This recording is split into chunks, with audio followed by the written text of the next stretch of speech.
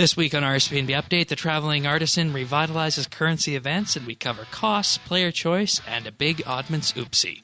Then we sneak a peek at the roadmap going forward in this week's live stream with a renewed focus on quality and delivering monthly updates.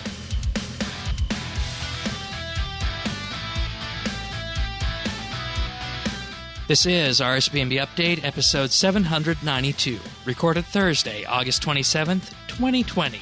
Quality, quality, quality.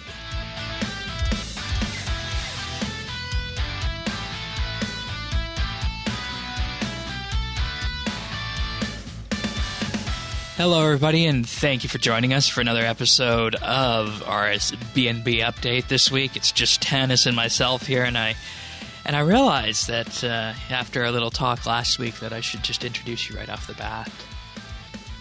Yeah, man, well, you can't forget me now because I'm the only one here. That's right. That is right.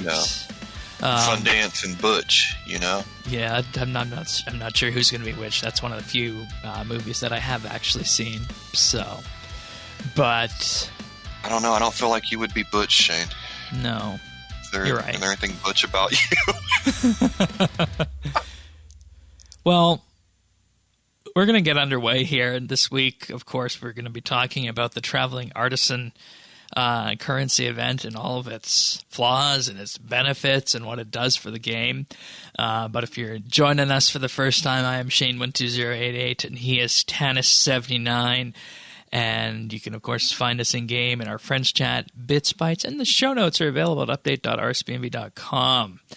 So the Travelling Artisan. This is a modern take on a currency event. Many people had mixed reactions to it.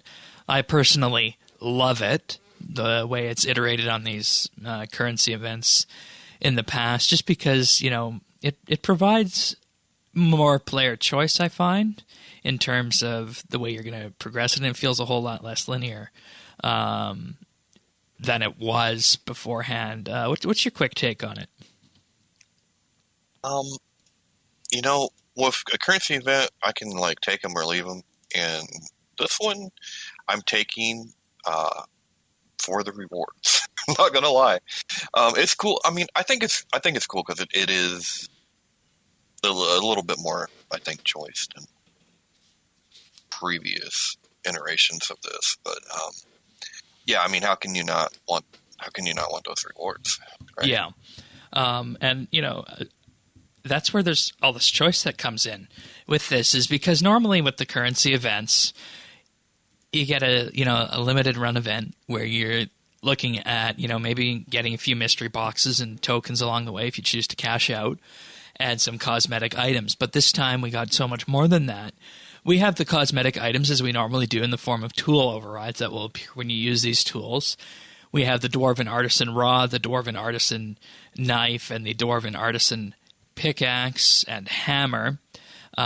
We also have the Chick Axe and Banana Knife available to us. Yeah, the Chick Axe from that little community April Fool's event, all that a long time ago.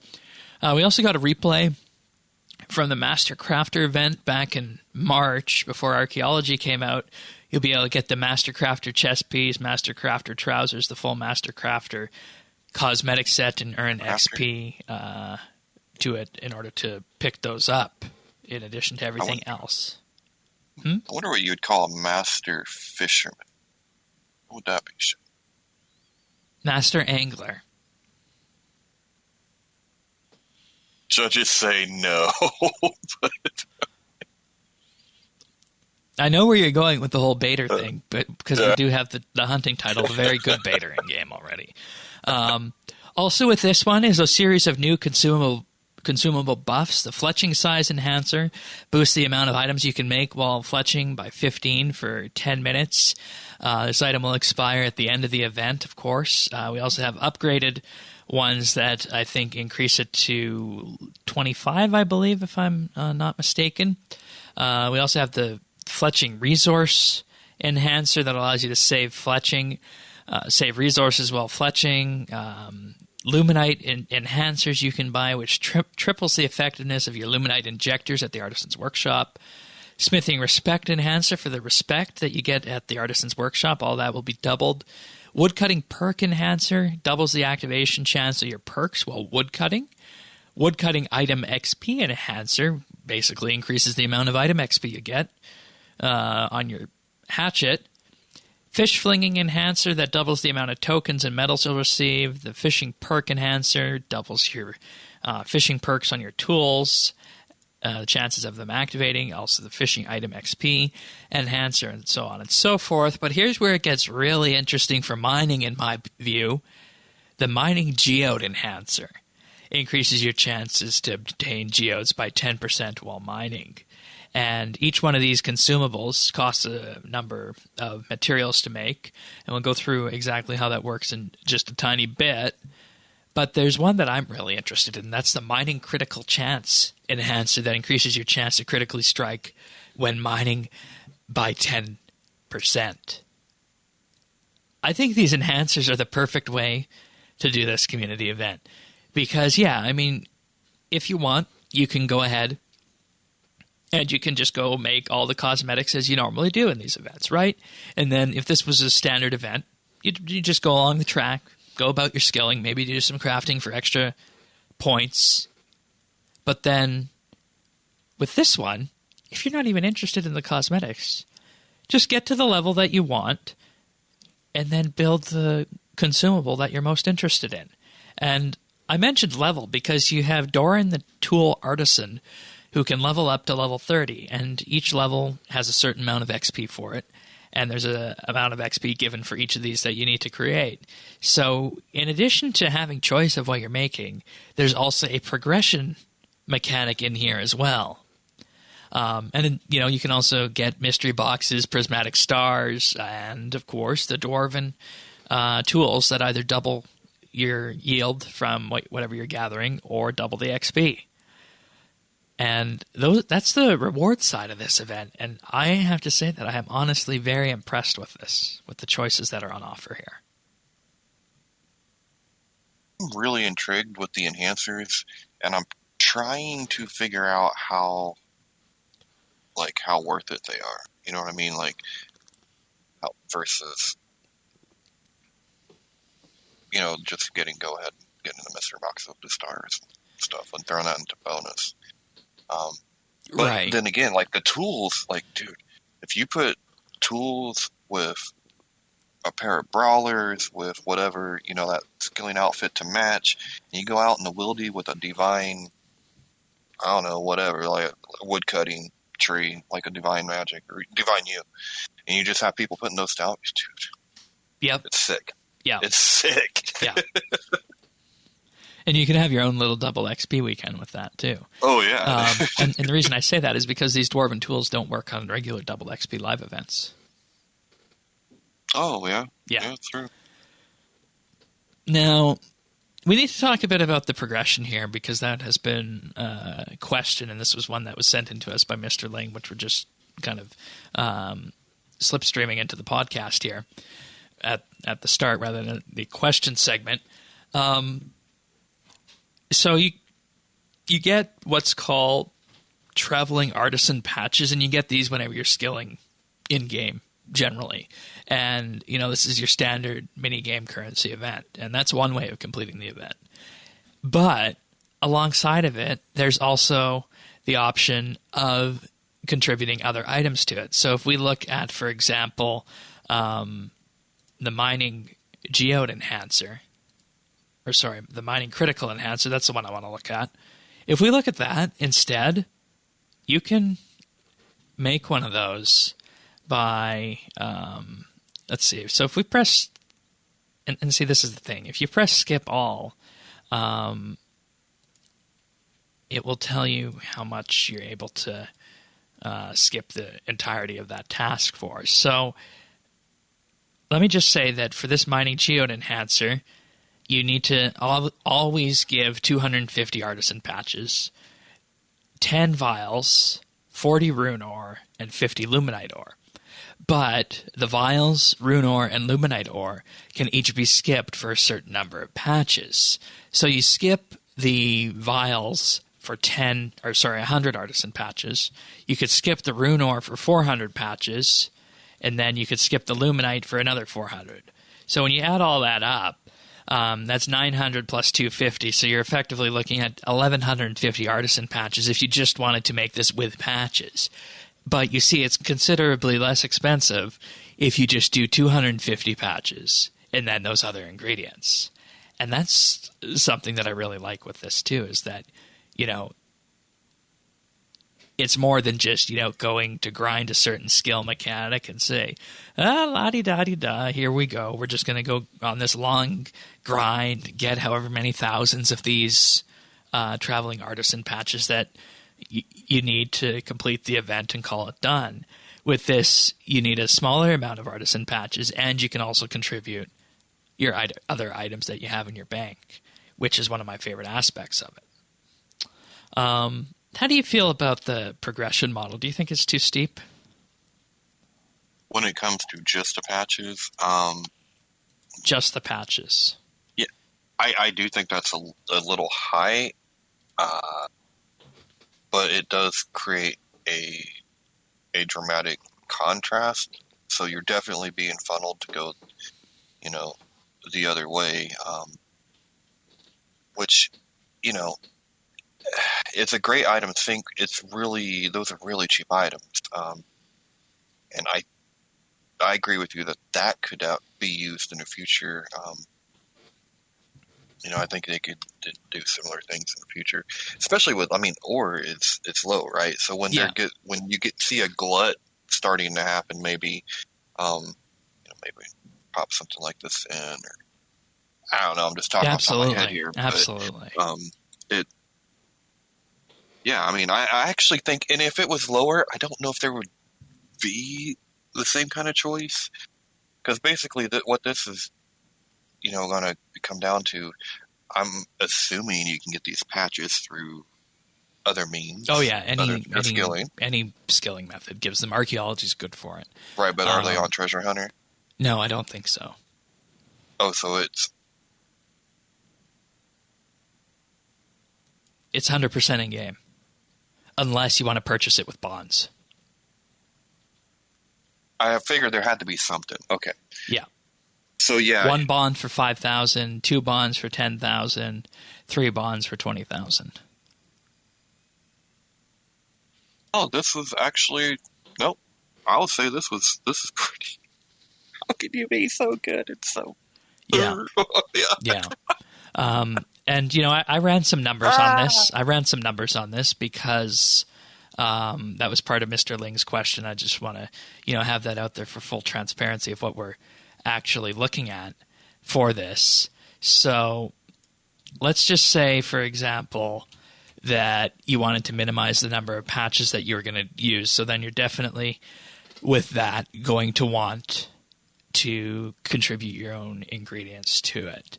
Now, let's say you just want to get to level 30 and unlock all the cosmetics, and you have previously not unlocked the cosmetics from the Master Crafter event, because I've only unlocked 2 or 3 of those. So here's the total numbers on what you need to make. For this entire event, you need to unlock all the cosmetics, plus you need to make 7 event mystery boxes, 9 prismatic large stars, 10 big mystery boxes, and that will get you all to level 30. If you do that and you also unlock all the cosmetics. In total, this will need 29,250 patches, assuming you're contributing everything else. And based on my feeling of how this is going, it's probably about 1,000 patches per hour of gameplay. And we know, and this event's going to be in place for about 3 weeks. Okay, 3 weeks. So you have 3 weeks to get 29,000 patches. You're gonna, but this might be one where you're gonna need to pick certain things that you're going for, because I think 29,000 is too much. It's more than I'm willing to do. So I'm gonna have to pick. You basically have to play for an hour and change a bit each day over the entire 3 weeks to unlock everything with this event. But there's the caveat that if you don't want any of the cosmetics, and this is where things get really interesting, you can just go to level 5 and, for example, unlock all the various enhancers like the mining crit enhancer, for example, and just start making them right there. Simple as that. Simple as that. If you want big boxes, that's level 20, so a little bit more. Prismatic large stars are level 15. We also, of course, have the small and medium stars as well, which you can unlock if you want to go that way. So that's where we're at with that. Really, yeah. This is a really interesting take on the on this kind of an event. Yeah, I definitely see you're picking and choosing what you want here. yeah, and you know, there's going to be an article going out soon on this on Informer about this various topic, because to me this combines the best elements of Yak Track and applies them to these currency events that everybody was so fatigued over 3 years ago. Because you remember, these currency events were basically running every month. They were running every month for 2 weeks with 2 weeks off, and people were really tired of them. And every time a currency event came up now, I don't know about you, but whenever I see one of these currency events nowadays, I ignore it unless there's a cosmetic I'm after or it's for one of their charitable events. And just look and see at my currency pouch the day before it ends and see what I can. Yeah. What did I gather the whole time? You know? Right, and see, that's another way of looking at it too. Is you could just go to the end of the event and then craft it all on the final day, and pick that up. It's nice because I know a lot of my friends, when it comes to these currency events, they take full advantage of them when it comes to the mystery boxes, which they're only trying to get, prismatic stars or whatever out of. Yeah, and it's kind of nice that you can progress to a certain level and then put all your patches straight back into the stars rather than you know what I mean? Like that's great for the people that don't want that they're only interested in this certain item. Yeah. I also think we need to talk about the elephant in the room of what happened with this week on launch. So there was and we haven't heard exactly what's going to happen about this, but there was basically a convergence happening with this event where it awarded oddments. Convergence, I like that. Yeah, and it can be boiled down, and it's been patched since then, so I feel comfortable talking about it. What effectively would happen is you'd fill the progress bar on the promotion going on to full. Then you would buy keys from half off in the oddment store, as they did, and then you would use all those keys and then be able to purchase those and convert them into more oddments and effectively rinse and repeat on this. And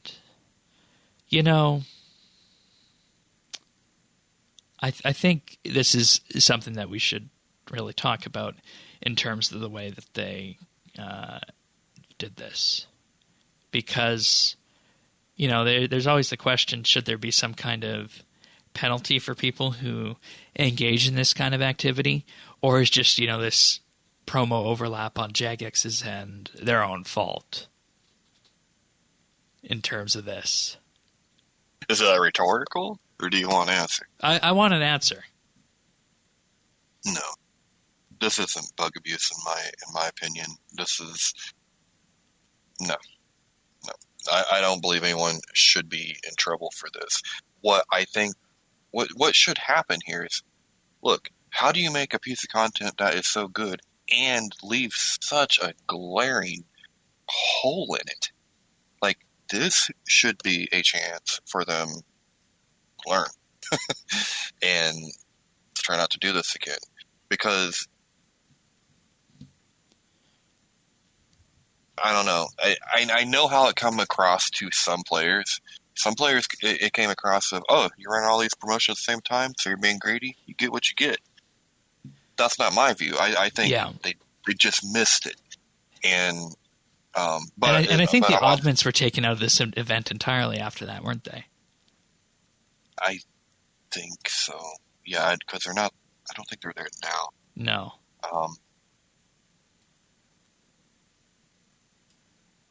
But yeah, I mean, essentially, this is like doing laps in the Costco picking up the samples. I mean, what am I doing? I ain't doing nothing right. You've been here a full hour. No, man, I'm shopping, hungry. I mean, like, how do you blame the consumer for that? Yeah, and I mean, there was nothing wrong with the game. It's just the way the promos were structured, and you could, in theory, call that a bug if you wanted to, but because it's not something that was inherently based on code, it was more marketing.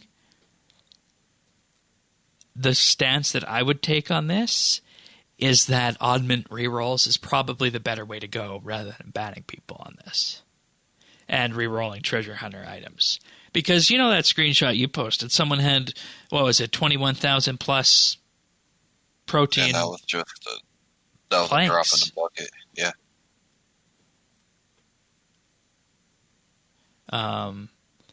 And it's kind of unfortunate that their first experiment with oddments on this has kind of shifted away and turned into a bad thing on this.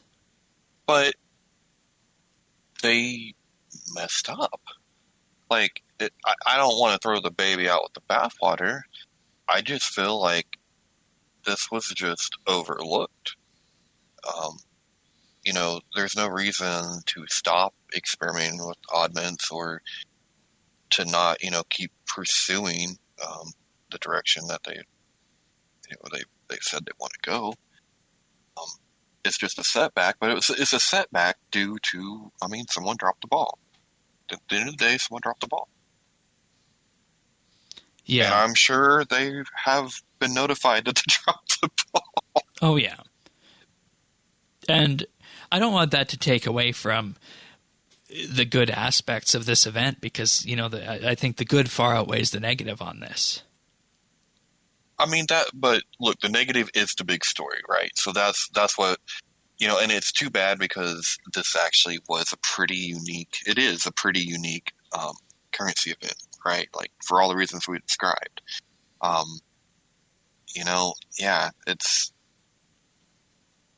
think right now, at best, the best way is for them to try this exact kind of setup again in the future, because I don't think this will ever get out of that shadow, this particular event.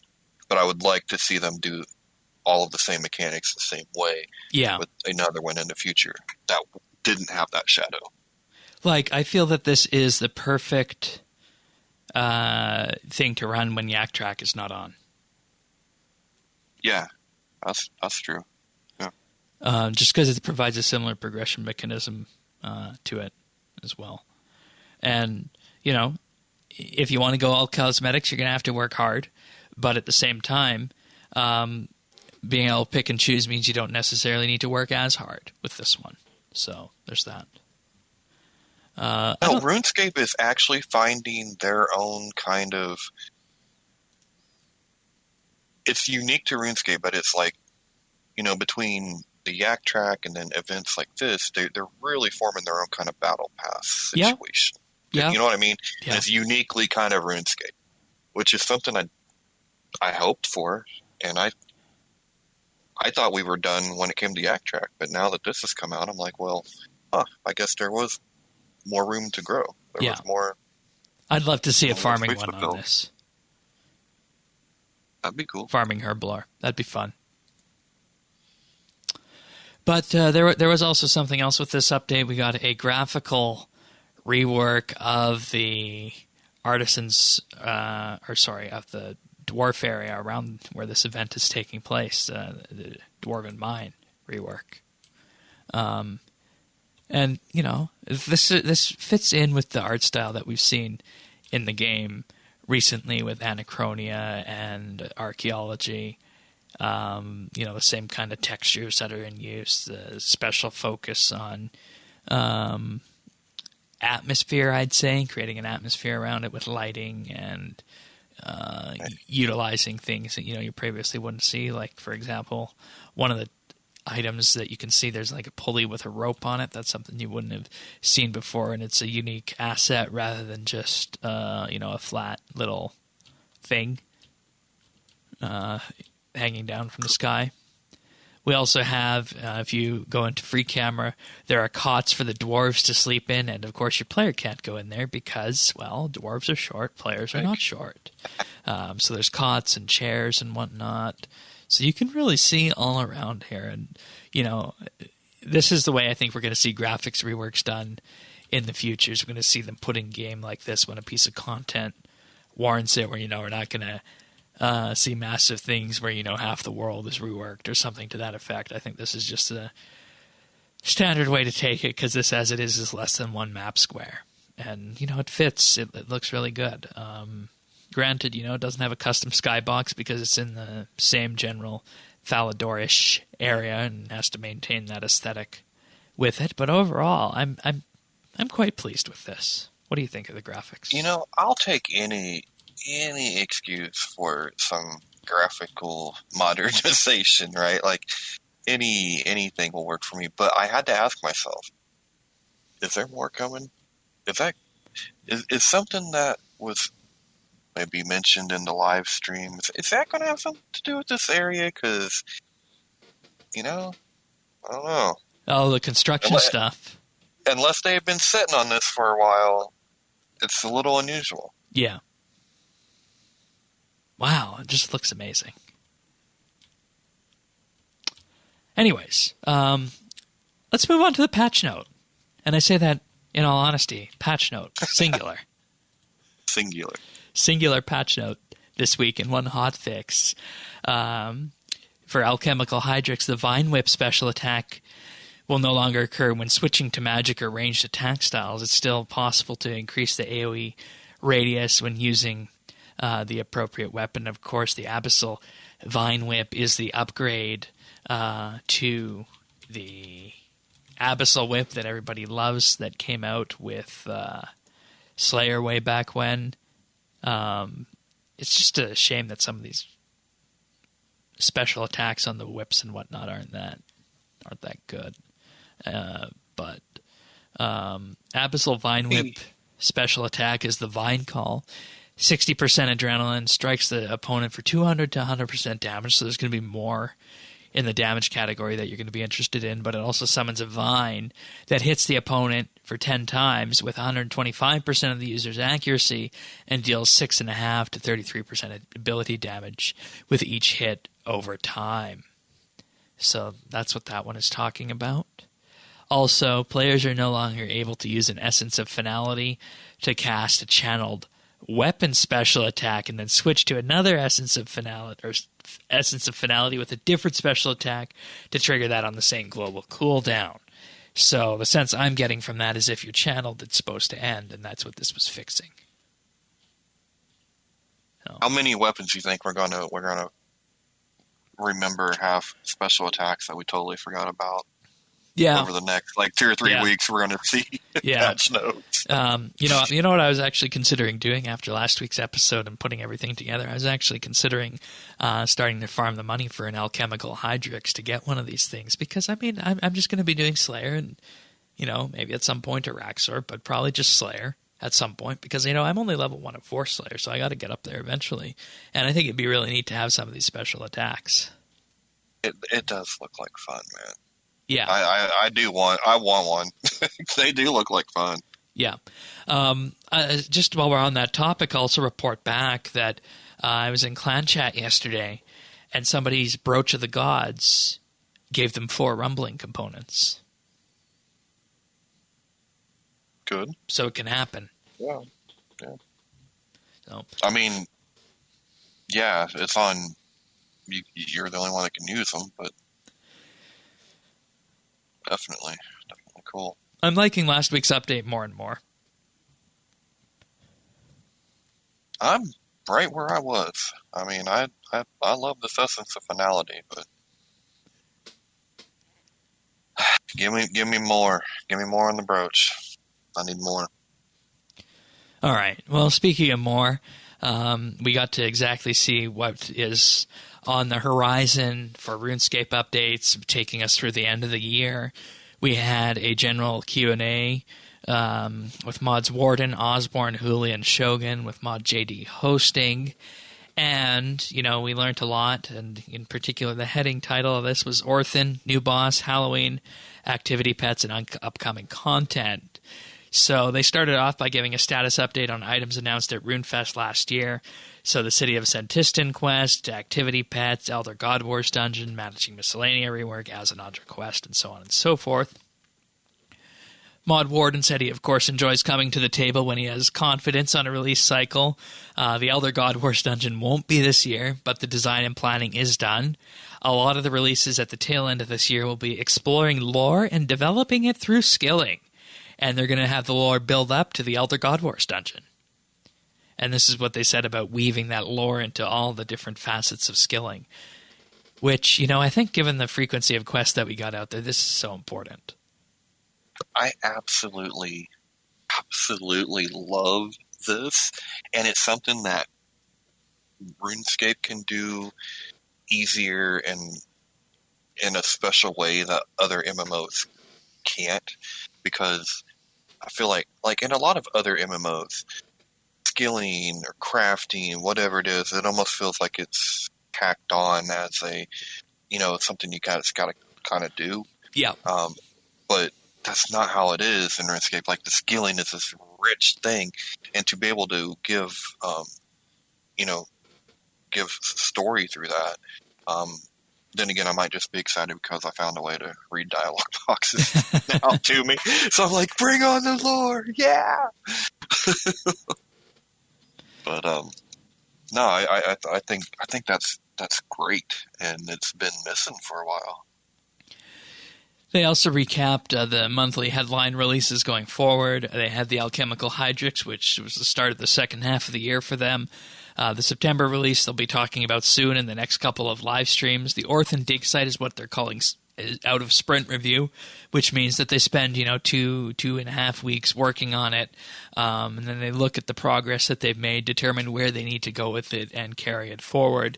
And it will be out for an October release, which I think is sooner than we were expecting. A lot sooner, and it's funny because I was just there over the weekend doing archaeology, because I got to 91, and I was like, oh yeah, I can go finish that focus off, and so I went back up there. I'm like, man, I can't wait till this comes out, and then we get to live stream. I'm like, yeah, all right. There's going to be a new boss on the scale of Telos 100% Enrage. It'll be a solo duo fight. And they want it to be challenging for the top end. But, based on what David said, I don't think you can get more challenging than Solak. There's also going to be a skilling release around construction. And this is the words he used about this. He said this isn't a rework yet, and they want to discuss more on this skilling construction update in the future. Yeah. Because construction is different. Like, a lot of skills, when we are looking at reworks, mining and smithing is a good example. We're looking for different and better ways of training, and it needs to be realigned. And with construction, we're actually more looking at like how you use it rather than just the training of it. And so I think that's cool that we're going to get better, newer training methods. But yeah, we want that full rework, because it's just one of those that, like, it's not just the training methods. Like, we actually really want to be able to construct again our houses. Yeah. And they said it'll be spanned throughout the world. It'll be kind of in the same vein as safe cracking. I'm really interested to see how how all of these things are going to balance out. Yeah. Yeah. I really hope we don't get another slot machine for the PVM guys again. But we'll see. Yeah.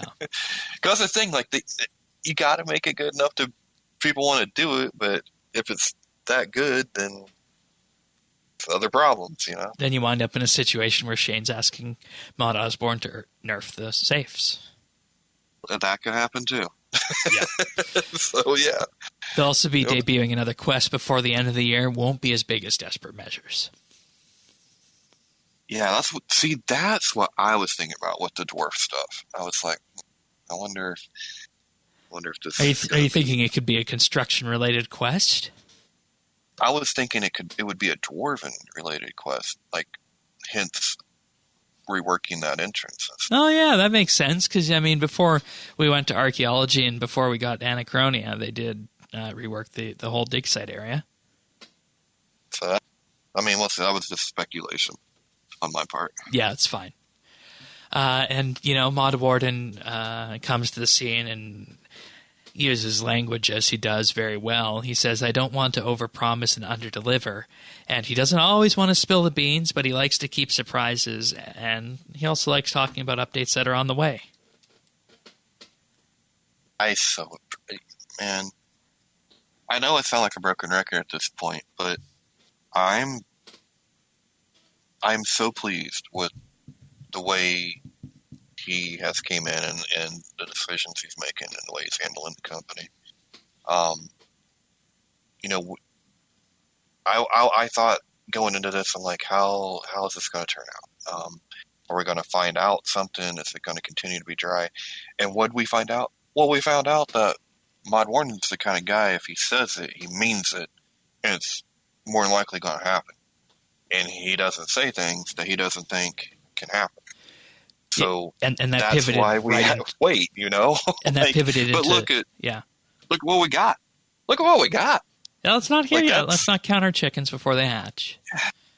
But he says the next thing he said was quality, quality, quality. Yeah, this. You know how I know this stuff is coming? How? Because he told me interface scaling was coming. It's in beta. So I have every reason to believe this stuff is going to come. And here's the thing. When people are actually good at leadership, you never hear them going up there saying that.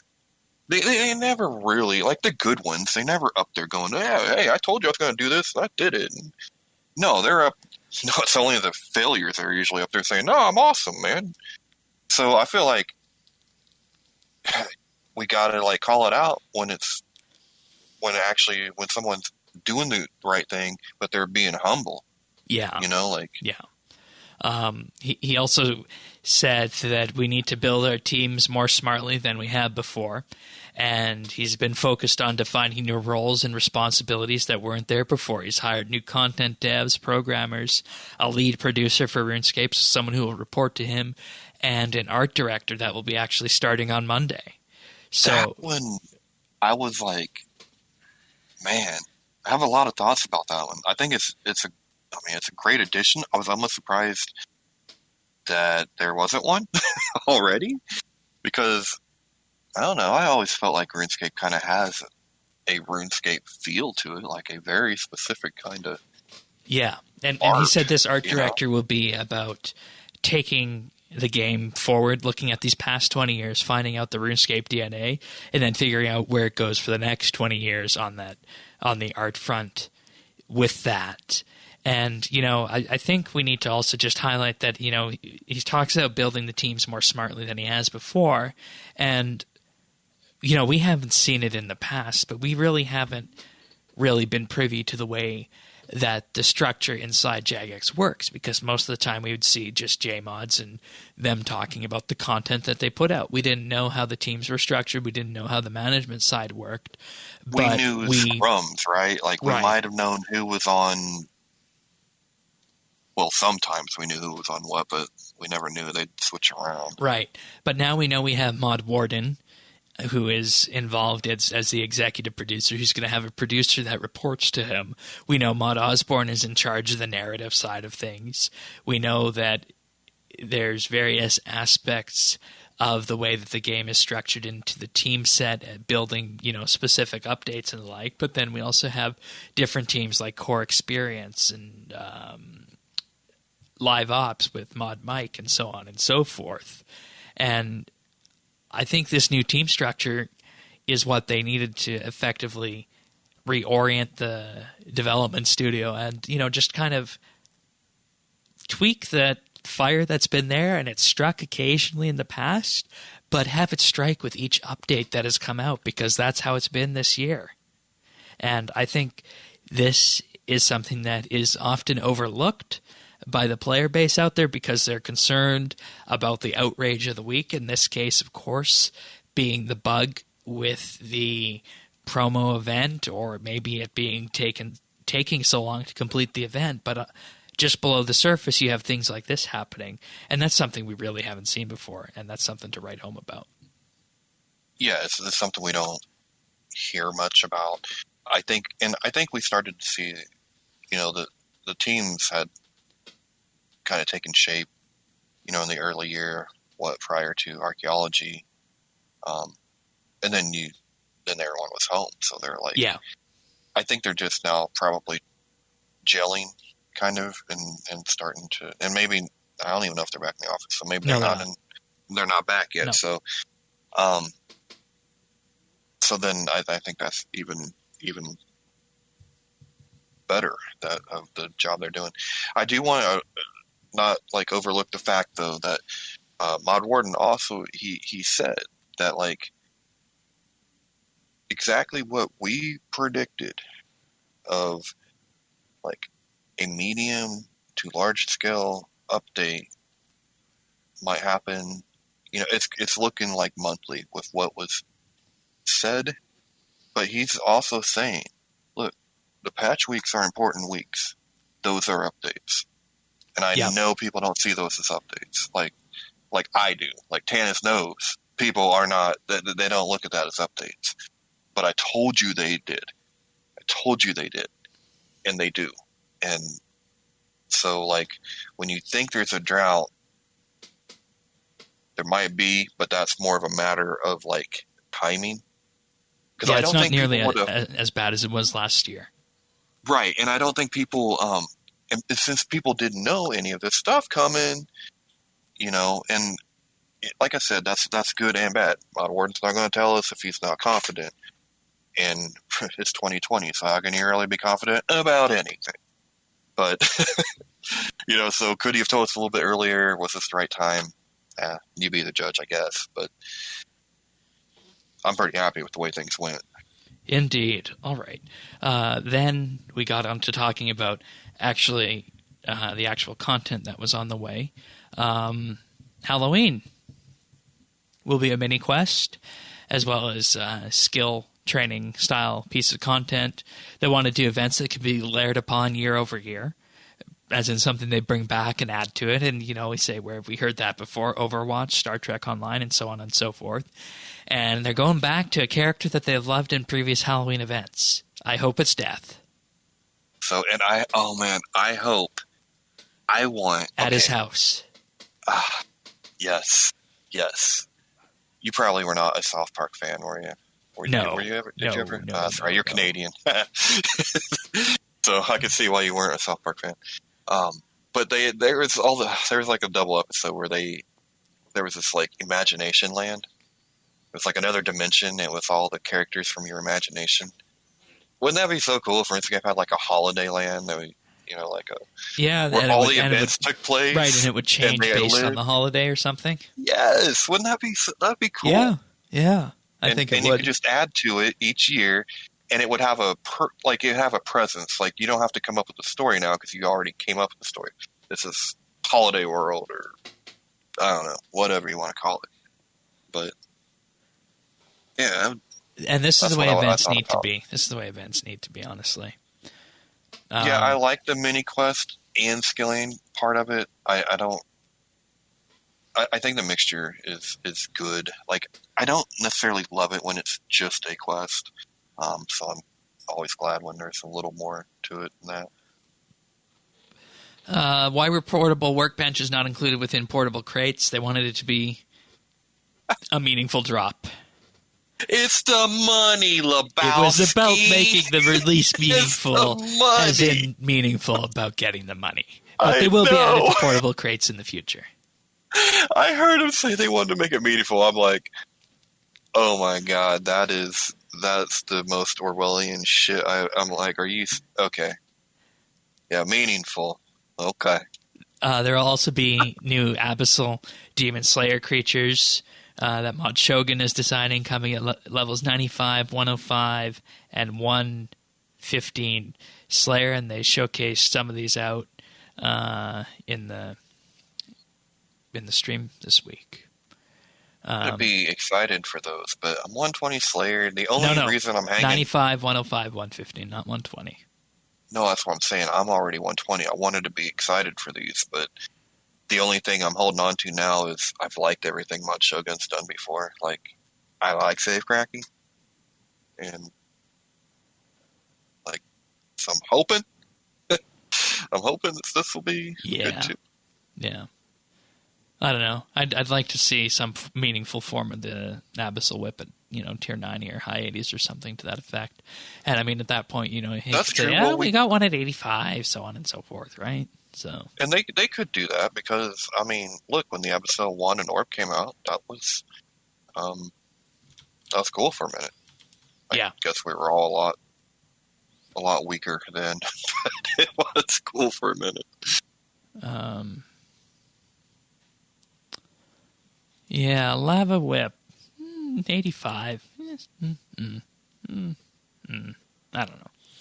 Anywho, continuing on in the live stream, are there any talks to rework skills like the mining and smithing rework?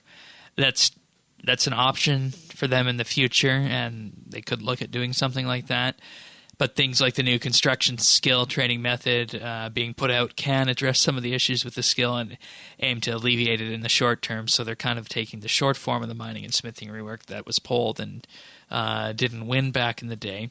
And they say to use safe cracking as a reference point to what this construction content would look like. And they compared notes, and they actually worked with the old school team on this update to determine what they could do and what they shouldn't do and how it could become beneficial with their recent Mahogany Homes update. And I think that's something we talked about in our monthly bit, didn't we? I believe it is. That, hey, let's... Like I say, we're almost like prophets. Let's, put this out there and see. Do these guys work together? And, oh, wait, they do.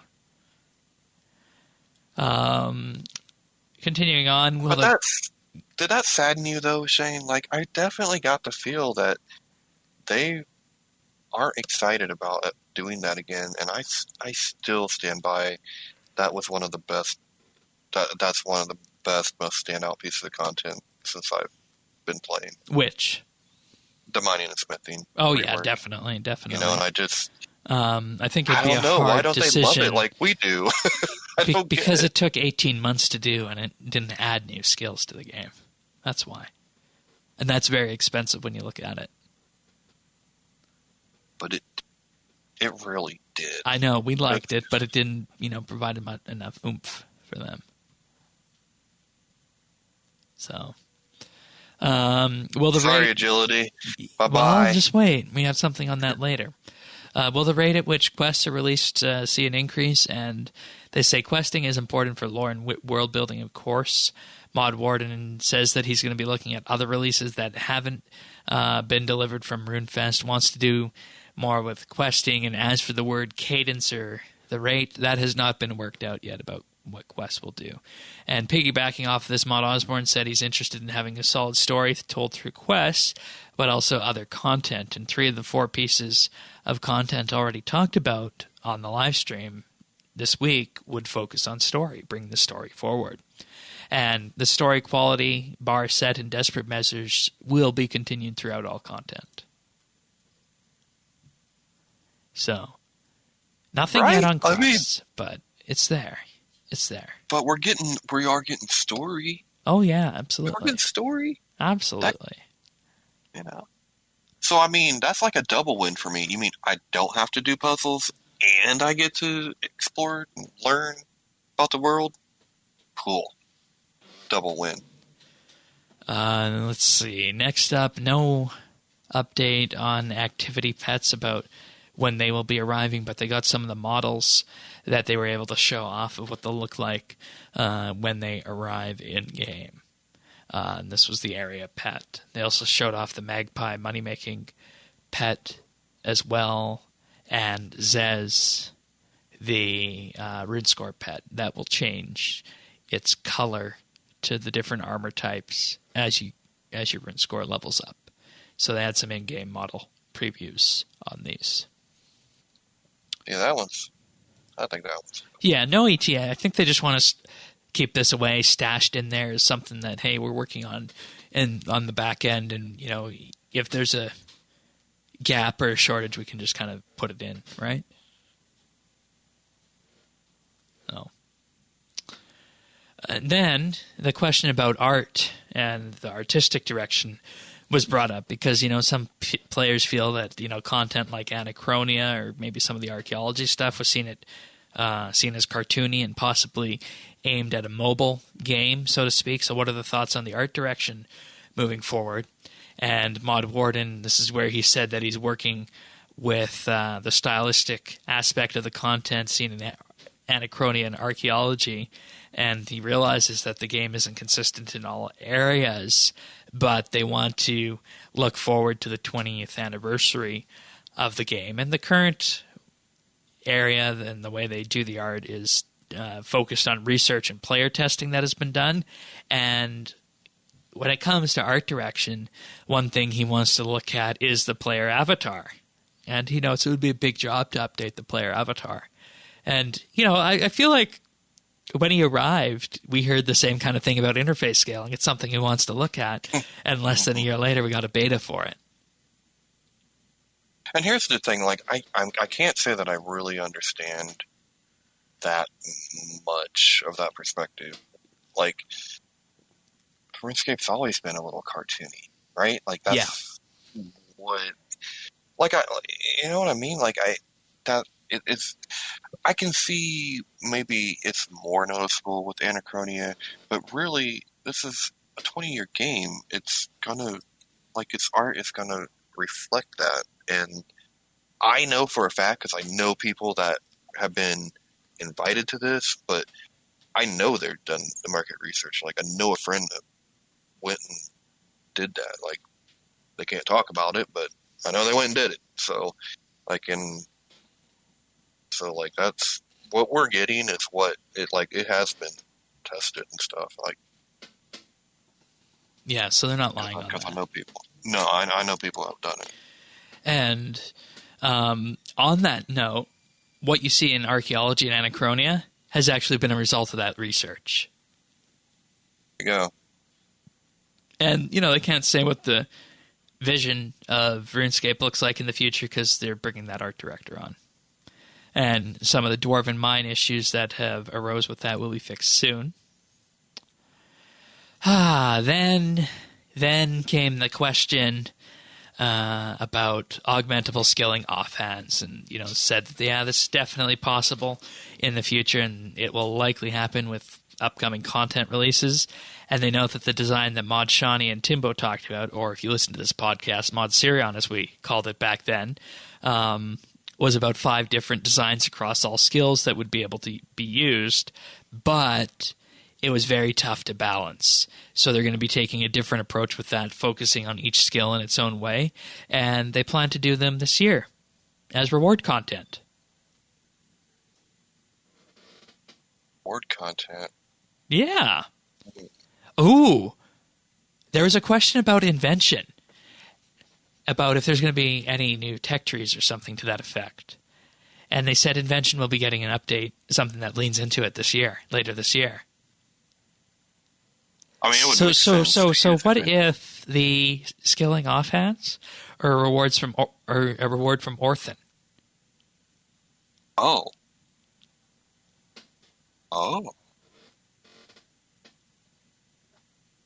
Could be.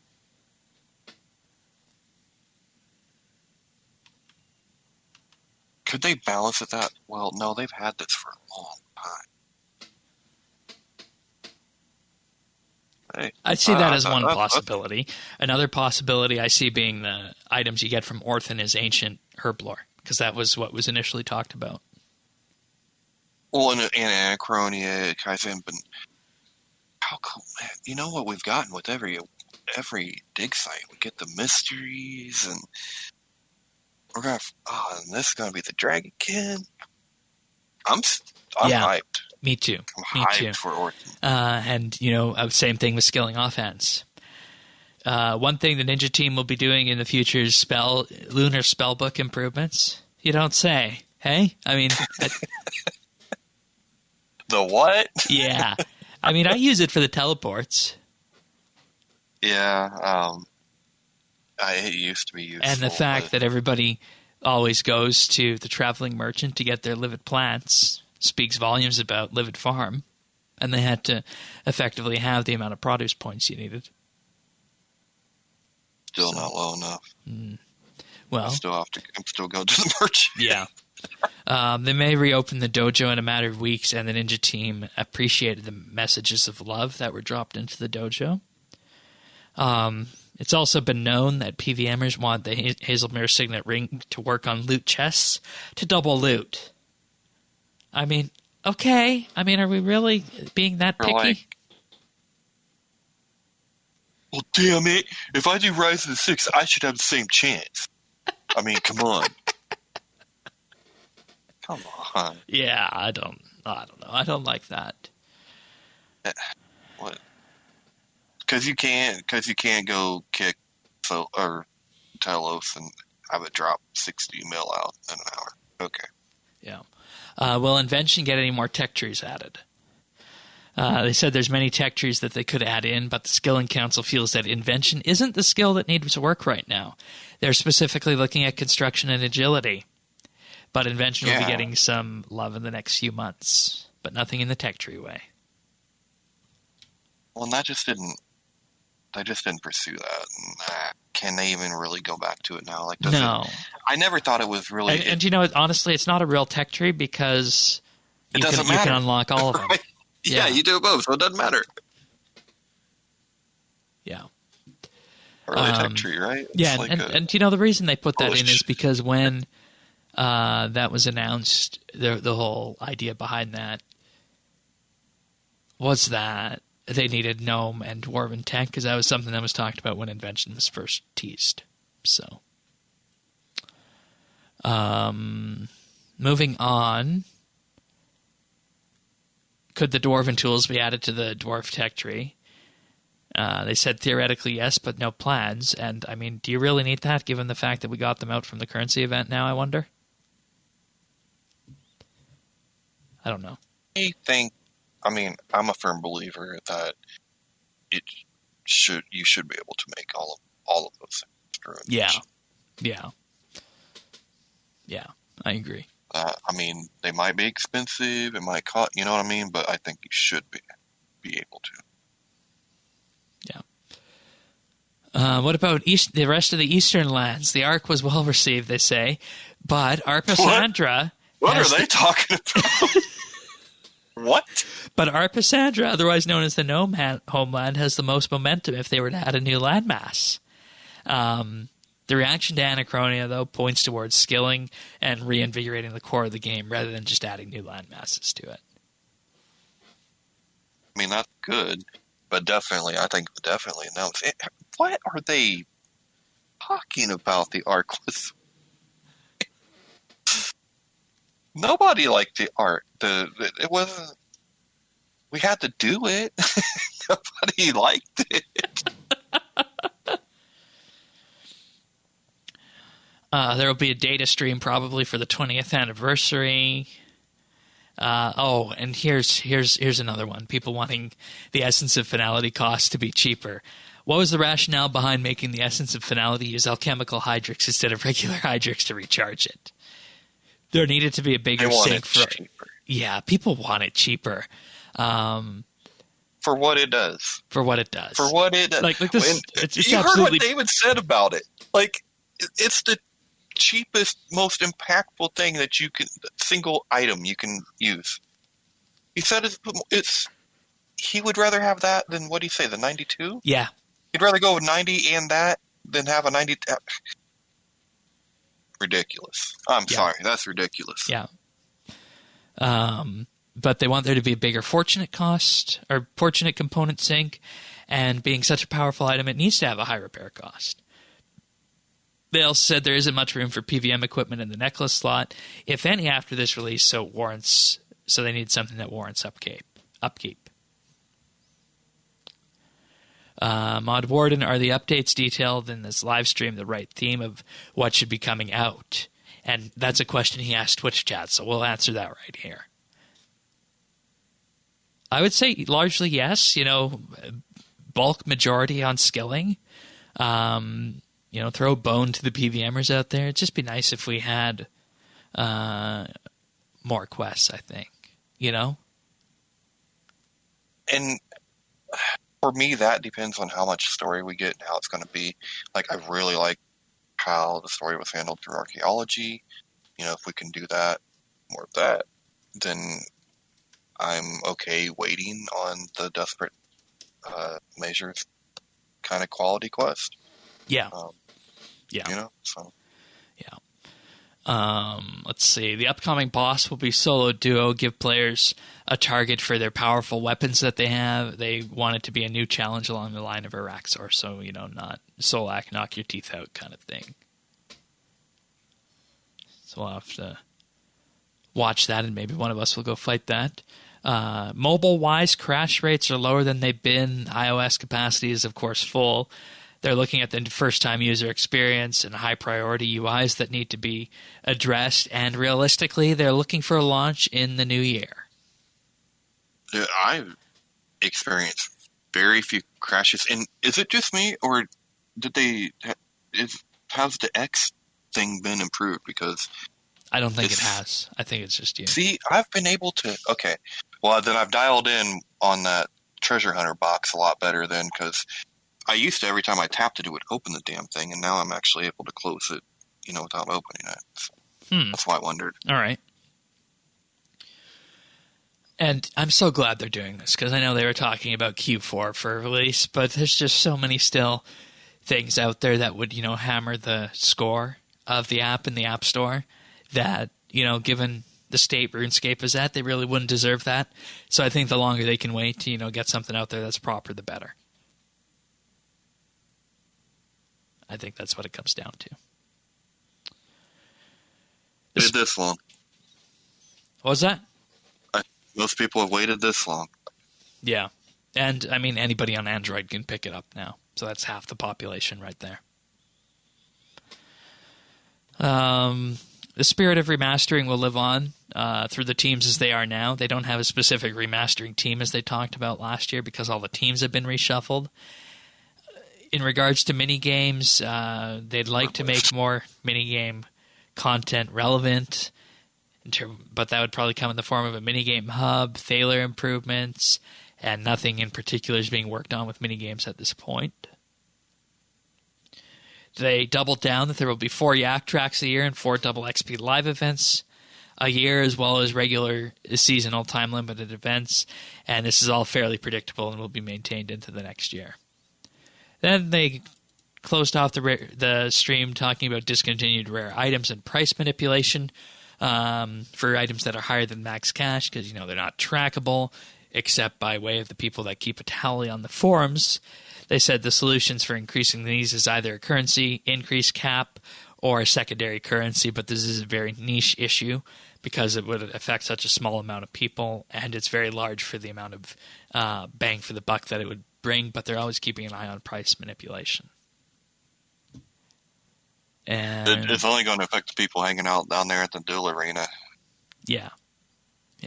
Oh, the money goes through there, dude. They need to put a tax on that right there. I'm telling fun. you, put a tax on the duel arena. That'd be a fun way to take money out of the game.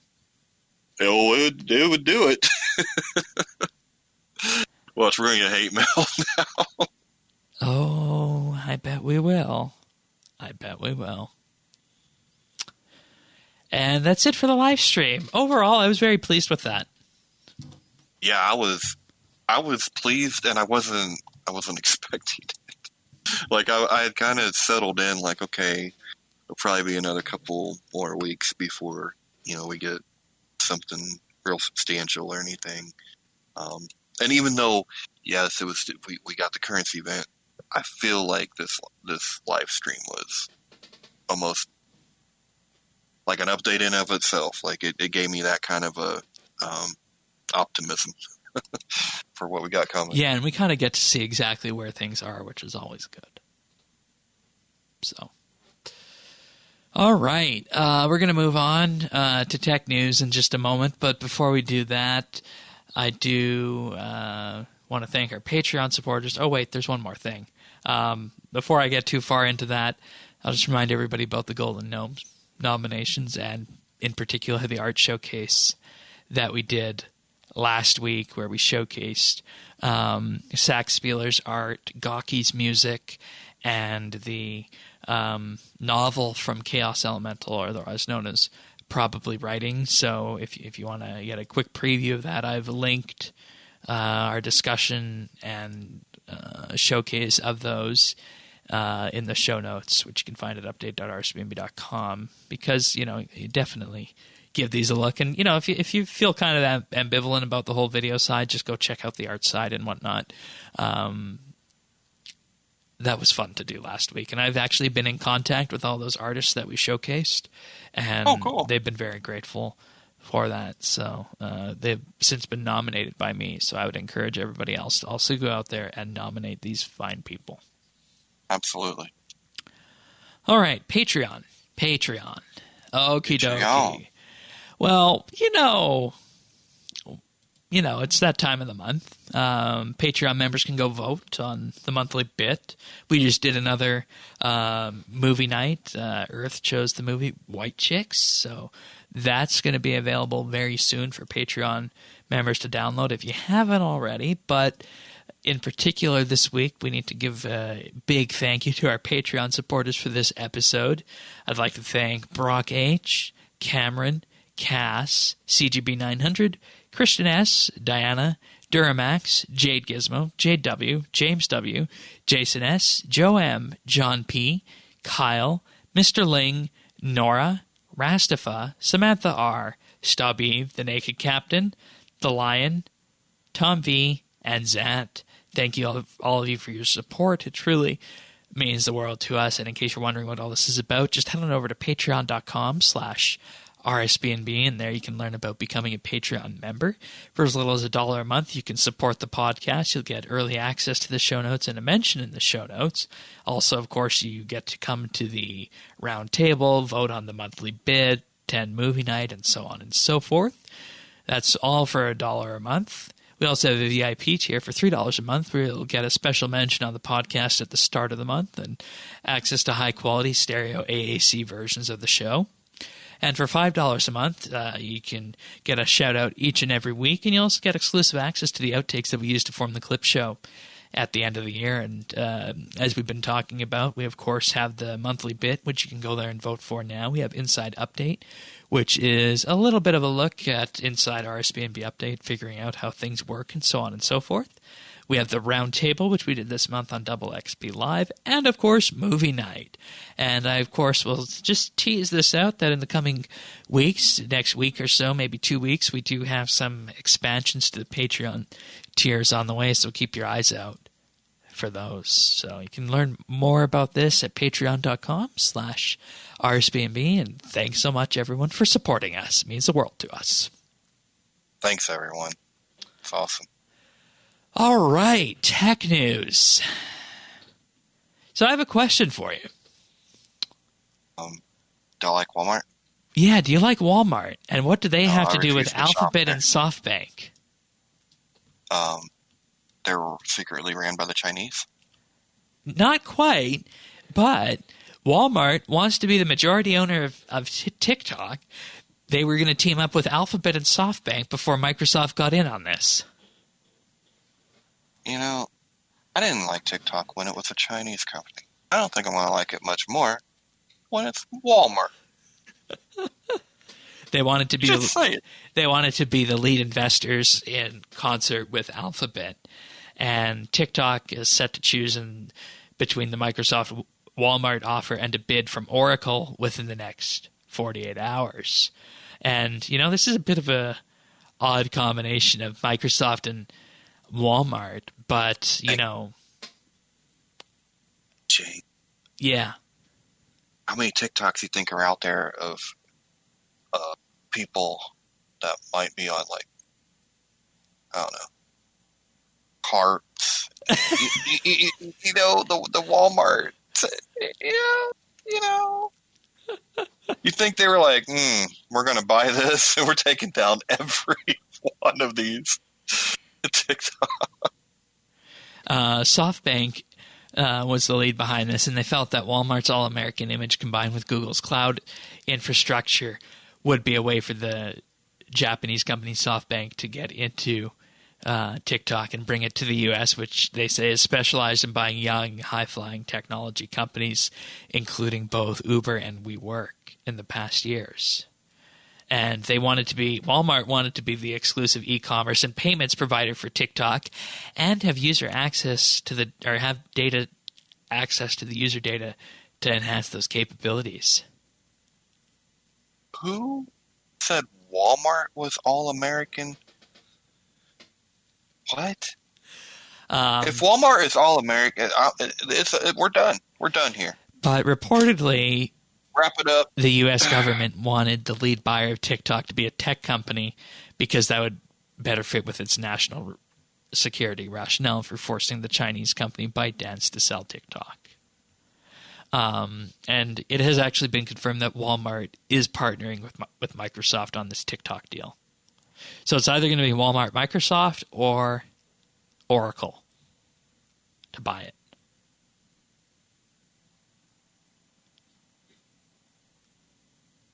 Is that what people think, Shane?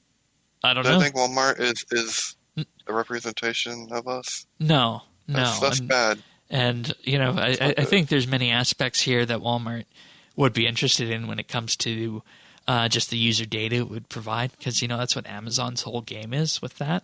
And Walmart effectively will want to find a way to become the next Amazon, and with user data They from don't TikTok, need that. Have you ever been inside a Walmart, Shane? I know, but they want to do that online. But people will tell you their life story standing in line. You don't need to track data. They'll tell you. Really? Yeah, my sister's got a goiter on her neck, and just, God. Yikes. Oh, well, I don't shop there, nor do I TikTok, but it's interesting nonetheless that Walmart is partnering with Microsoft. I just want to know who said that's an all-American company, because someone has lied to them. I don't know. Badly. I don't know. Next piece of tech news. Amazon announced something called a Halo bracelet. And this is their fitness band that pairs with an app. And it's not actually something like a smartwatch or a Fitbit. It just provides the most basic of health monitoring. And what they want to do is they want to use your camera to create 3D scans of for body fat and listening to the emotion in your voice, in addition to being a fitness tracker. Oh, the Halo that's band what we need. The Halo band will cost $100 and will have a service fee of $3.99 a month for its advanced services that they're offering.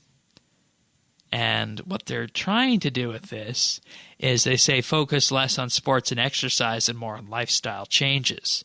Alongside cardio, sleep, body fat, and voice tone tracking, a Halo subscription will offer a suite of labs developed by its partners that are short challenges designed to improve your health habits like meditation, sleeping, or basic exercise routines. And they say it's not a medical device, so it doesn't have to be FDA approved. And you know what it's you really know just a you're little needed? bracelet. What's that? I'm really glad the people over at Amazon worked so hard and diligent to give us a bracelet that can fat shame us. That is exactly what we needed this year. We have not been depressed and anxious enough.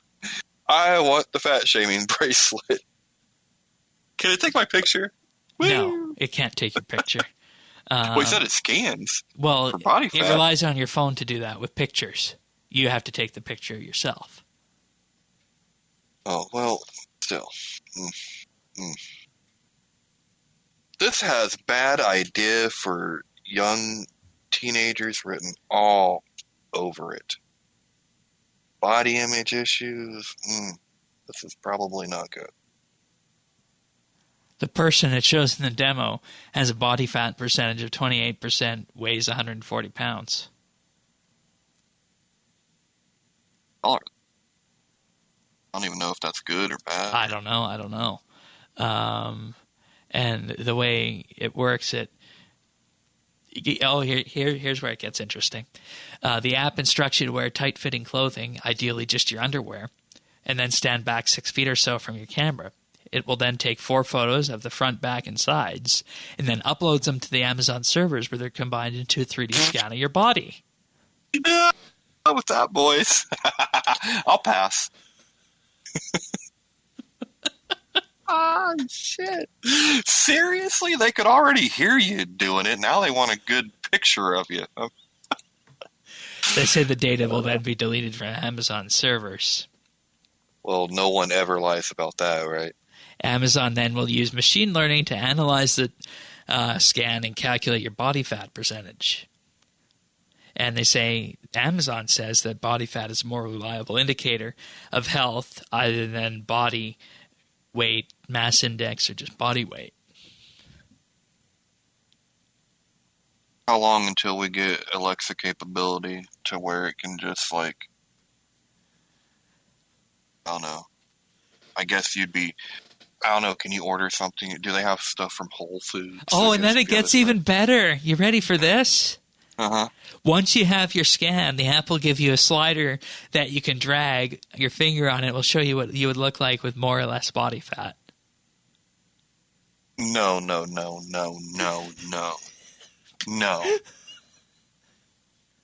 this is going to kill some kid, dude.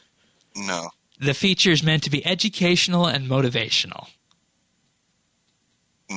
But they say it could also be dangerous for other people with body dysmorphic disorder, anorexia, or other self-image issues. You think? Well, I'm glad they said it.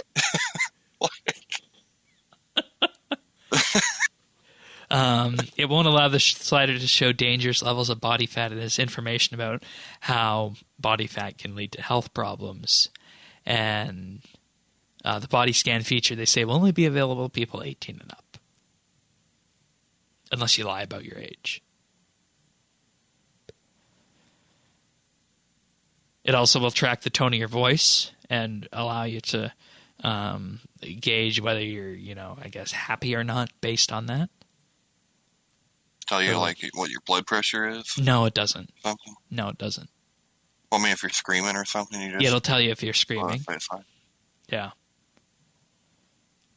Oh, great. So, just in case... The speech will be analyzed on your device, then deleted. It also provides sleep tracking.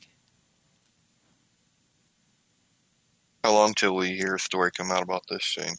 About some security kerfuffle? Like the time in Alexa listened to someone committing a murder or something? Well, it's happened... Well, remember when she just started sending out emails? It wasn't that. It's when the Alexa started talking about and giving directions to the nearest funeral parlor. Oh, yes, that too. Yeah. Now we're going to do it with our body image. Okay.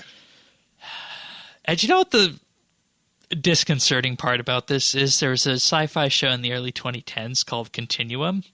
And they had a Halo band that did exactly the same thing. That wasn't a smartwatch. It was an all-in-one health device called Halo. I wonder if that's where Amazon got the name from. leave it to a dystopian. That's exactly what it was. To come up with a dystopian future. And that's what the TV show was, dystopian. Woo! Yeah, I mean, at this point, really, you just have to laugh, right? Grab a beer and enjoy the ride, because ain't nobody getting off this train. Are you going to buy one of these? No. And I'm going to do my damnedest to make sure my daughter never learns of its existence. Because she doesn't need to have problems like that. Aye. All right. Well, in more lighthearted news, it was 25 years ago this week that Windows 95 came out. It's really crazy. That's awesome, though. I mean, when you think about it, like, 25 years is such a little time in the span of human history and innovation. I mean, think about it. Like, it's insane. And you know what the funny part about this is? Is that the start menu in Windows today got its start in Windows 95. And it really hasn't changed much since then. It changed a bit in 7 and Vista and more in 10. But until Vista in 2006, it was practically the same. And it still serves its same purpose today. And 95 was like the first one I felt like you could use. Like it was... Yeah, because before really that in 3.1, you had the program manager, and there was no start menu then. Yeah, it's so crazy to think of like how we began learning on on the computers that we began learning on. And yeah, how it is my now. first was 95. Wow. I was in a buddy program that predated it. We were still on a DOS system, I think. Yeah. So it was a few years before. And you know what the interesting part is? It wasn't until this past year that those original Windows 95 16-bit apps would stop working on Windows 10. It was last fall's Windows 10 update that actually deprecated 16-bit code.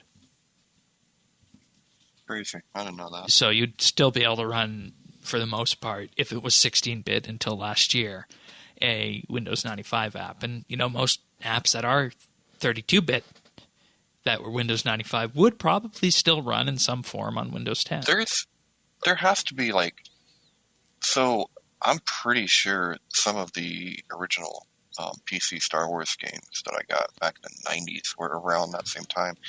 You have to have a compatibility patch, but you can still play them. Because I have them on my PC. Yeah. And, you know, I think there's methods you could use for that, whether it be virtualization or, you know, maybe just finding a binary that's been ported to the NT base, which would be XP, and that would run easier on 10. Yeah, I don't know how I don't know how it did it. I had to go in and actually, like, allow the computer to make it compatible, but it looks and feels just like I remember. So, yeah. And this article we have for this one really says that it was the start menu and taskbar that made Windows 95 and, you know, proliferated so deep into the future of Windows. Which I think is entirely true in that regard. Do you remember the partnership, I guess you could call it, between Microsoft and the Rolling Stones?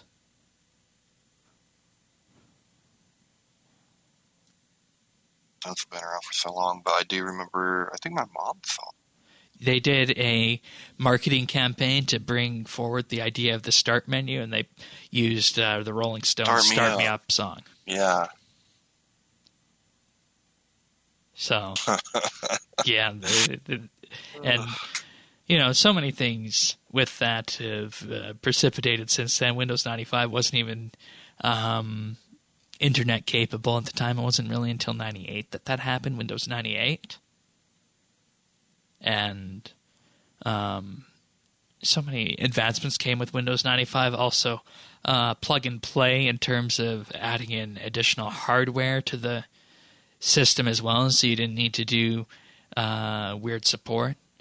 You would also get USB support at the later end in 1997 on Windows 95 through an update.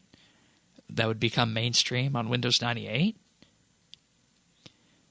And, Windows 95 was kind of buggy. I remember there were two versions of it. There was the original version and a modified version. They called it Windows 95B as it was, and that one made it better. But, Windows 98 is really where it hit its stride. And I remember when we started our website back in 2004, people were still using Windows 98 to play RuneScape. That's how big 98 was, piggybacking off 95. So 25 years ago, Windows as we know it today effectively formed, I will say. And, macOS has been through its own iteration since then, but I think the changes we've seen from Microsoft here were equally revolutionary in that time, though a bit slower and more concentrated on legacy. Yeah. But it's also been the backbone of business since then, too. Yeah. In many ways, more than one. All right. So, interesting tech news as always. Kind of creepy on the Amazon front. We're going to move on to some other things and wrap shortly. But before we do that, of course, we have some achievements this week. Not as many as last week, but still a good number. So get us started. Speaking of the start menu. All right. So starting off, we have Surge Aurora with 99 smithing on August 25th. We have Zilcam with 99 archaeology on August 25th. We have Bird is the Man with 99 strength on August 24th. Bird is the Man with 99 Slayer on August 24th. We have Dom the Mexican with 99 Fishing on August 24th. And Dom the Mexican with 99 Slayer on August 24th.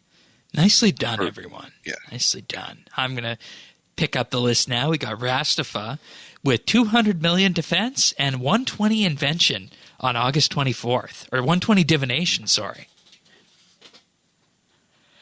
That's an Iron Man, isn't that? That is an Iron Man. That is an Iron Man. Congratulations there. That's amazing. Darkest Night with 99 farming on the 23rd.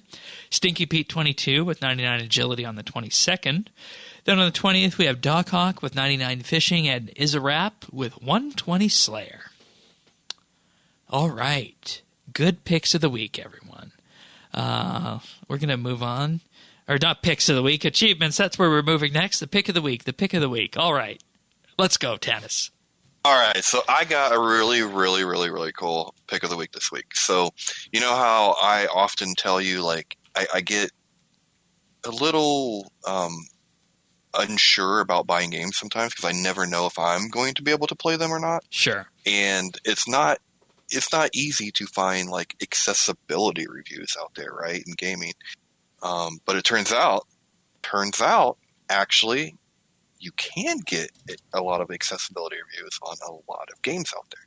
So not only are there a lot of like YouTubers that are blind and do reviews of games, there is a website called Can I Play That?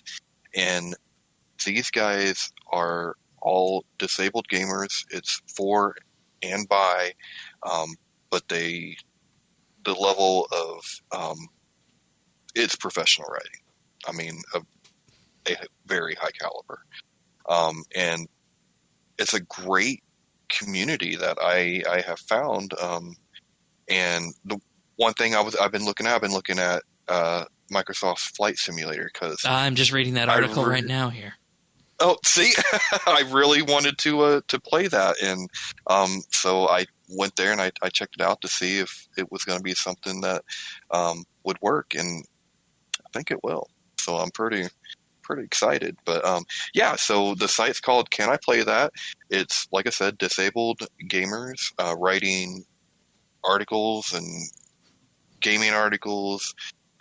They're in different categories, like, so they'll have commentary and analysis. They have a category of why I play, how I play, and then, you know, all the reviews and everything. And there is a set way that they do the reviews so that it's consistent all the way through. Right. I was really I thought it was awesome just because there have been so many times I have bought games thinking that I was going to be able to play, and it didn't work out that way. So, and it's so hard to get refunds on those too. yes, from Steam. Well, and it used to be like, it used to be impossible. Like you just got burnt. You know, like that was just the way it was. I mean, now it's a little bit better. And I will give Steam credit. They have never given me crap when it has been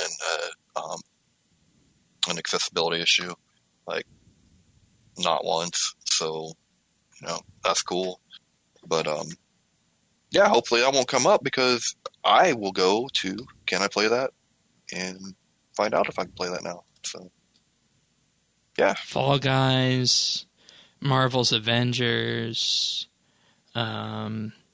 next-gen system-level accessibility reveals. That's interesting. Gaming with chronic illness.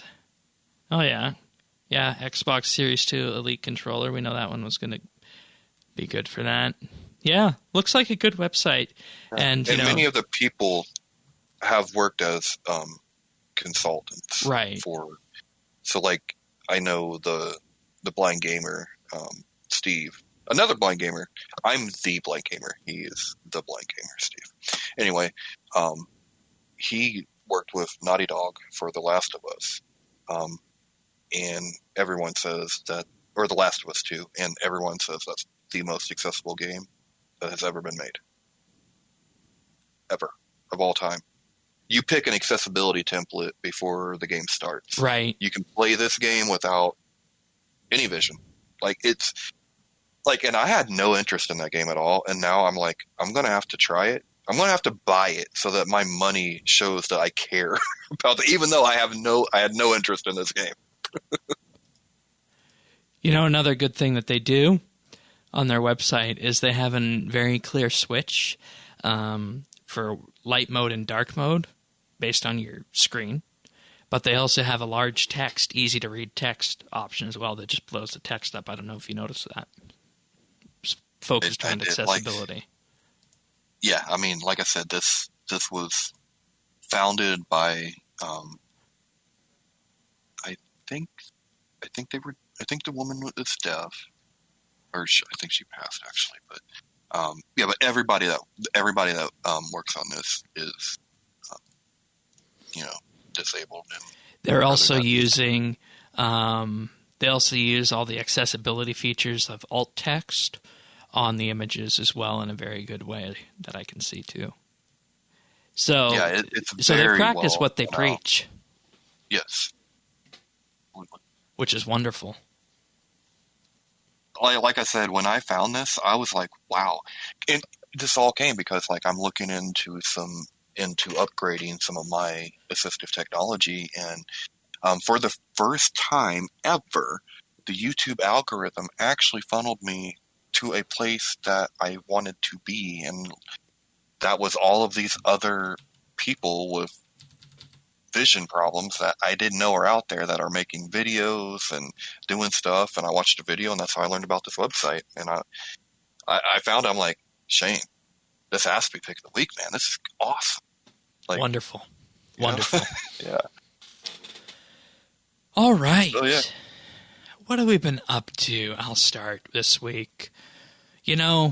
I've been I did a boatload of Tetra compasses. I got me to level 106 on that. I'm going to do 107. I think what I'm going to do for 107 is start prepping a load of Tetra compasses for Red Rum Relics 2 for when I get to 110 archaeology. So I'm just at those various spots along the way, stocking up on the first 3 artifacts in Red Rum Relics 2. I also did a whole bunch of housekeeping as well. Housekeeping that I've been meaning to do since the last Yak Track ended. What that means is that I was really short on divine charges, so I couldn't run the machines in the Invention Guild to disassemble everything from that Yak Track or alch the things that needed to be alch. So I spent some time gathering divine charges. I also spent time just gathering divine energy as well, because for those who don't know out there, when it comes to archaeology and porters, I have no problem using porters. I make my own porters, though. Everything from making my own diamond necklaces to gathering my divine energy, I make all that stuff myself. I even mine the ore myself if I need gold ore. So it was a weekend of housekeeping in terms of stocking up on the divine products, making sure that I had all the gold and whatnot, and just stocking up on porters too. And after that, got 106 archaeology. And right now I've been focusing on the new Travelling Artisan event. I've been doing the mystery boxes until I level up according to the path that I laid out in my sheet. And when I need just general patches, I'm doing archaeology to get them. So that's what I've been up to this week. And you? I have been pretty much doing archaeology, but I'm kind of in a weird spot in this 91 level, and I don't know what to do or where to go at this point, so I just went back to where I was, and until I figure it out, I guess I'm still doing Warforged. I got to figure out where to go, but I think it isn't really clear until I hit like 90. What is it, 3 or? I'm not sure. So you're level 91 right now? Yeah. And you've completed all the collections and whatnot at the Armadale place? For that I haven't done anything in Armadale. Pretty much. Yeah, what you want to do then is go back to Stormguard and do the collections for the Graviton research at level 91. I need to do collections too, because I could have Professor if I just... Yeah, I would say use this time to catch up on the collections that you're missing, honestly.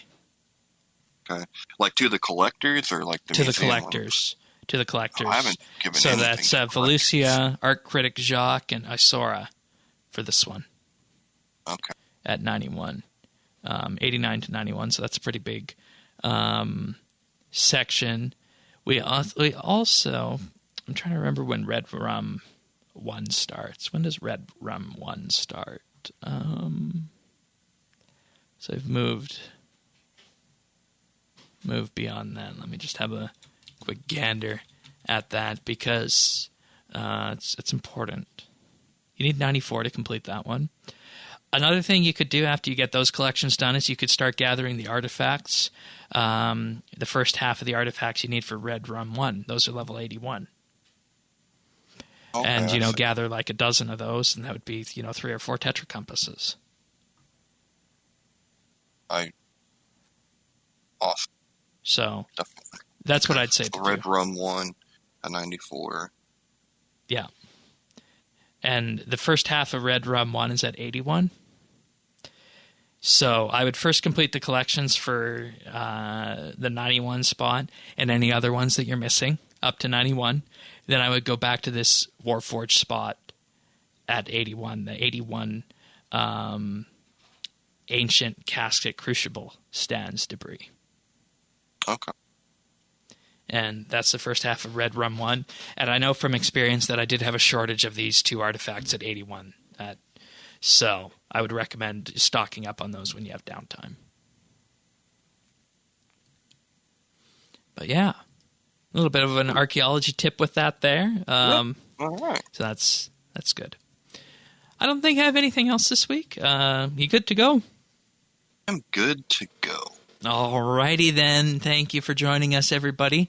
We'll be back next week with another update episode, and it's going to be a fun one. It's going to be our Everlight lore special with Sirion and Diana. So we're going to talk about the Saradomin dig site and go back all into the lore history of the Everlight, the Icene, and whatnot, and figure out what exactly was happening with that. So if you're interested in lore, you like archaeology, next week's one that you're not going to want to miss. And to help with that, I recommend that you subscribe to the podcast. Just check us out. We're on all the podcast listeners out there: Apple Podcasts, Spotify, Google, Pocket Casts, YouTube, Stitcher, practically anything. Just visit update.rsbnb.com/subscribe. So with that being said, we'll see you guys all next week for another episode of RSBANDB Update. Take care, everyone. See ya.